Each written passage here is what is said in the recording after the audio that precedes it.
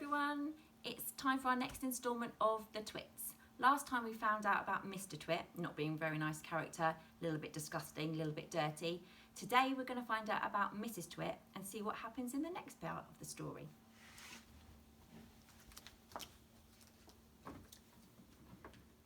Mrs. Twit. Mrs. Twit was no better than her husband. She did not, of course, have a hairy face. It was a pity she didn't, because that, at any rate, would have hidden some of her fearful ugliness. Take a look at her.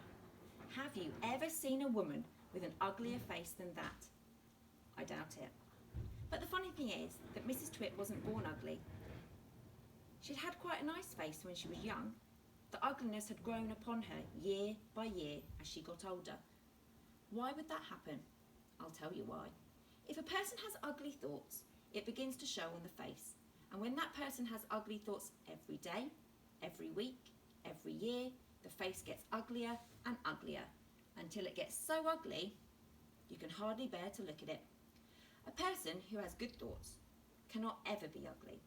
You can have a wonky nose, crooked mouth, a double chin, stick out teeth, but you have good thoughts, they will shine out of your face like sunbeams and you will always look lovely. Nothing shone out of Mrs. Twit's face. In her right hand she carried a walking stick. She used to tell people that this was because she had warts growing on the sole of her left foot and walking was painful. But the real reason she carried a stick was so that she could hit things like dogs, cats and small children. And then there was the glass eye. Mrs. Twit had a glass eye that was always looking the other way. You can play a lot of tricks with the glass eye because you can take it out and pop it in again anytime you like. You can bet your life Mrs. Twit knew all the tricks. One morning she took out her glass eye and dropped it into Mr. Twit's mug of beer when she wasn't looking. Mr. Twit sat there drinking the beer slowly. The froth made a white ring on the hairs around his mouth.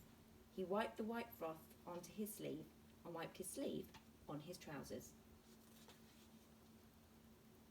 "You're plotting something," Mrs. Twit said, keeping her back turned so he wouldn't see that she had taken out her glass eye.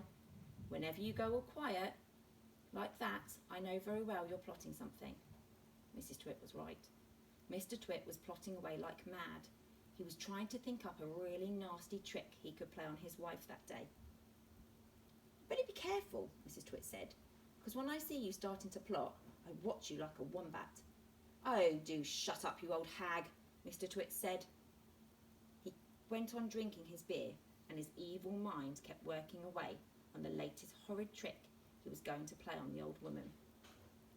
Suddenly, as Mr. Twit tipped the last drop of beer down his throat, he caught sight of Mrs. Twit's awful glass eye staring up at him from the bottom of the mug. It made him jump. "I told you I was watching you," cackled Mrs. Twit. "I've got eyes everywhere, so you'd better be careful." The frog. To pay her back for the glass eye in his beer, Mr. Twit decided he would put a frog in Mrs. Twit's bed. He caught a big one down by the pond and carried it back secretly in a box. That night, when Mrs. Twit was in the bathroom getting ready for bed, Mr. Twit slipped the frog between her sheets. Then he got into his own bed and waited for the fun to begin. Mrs. Twit came back and climbed into her bed and put out the light. She lay there in the dark, scratching her tummy.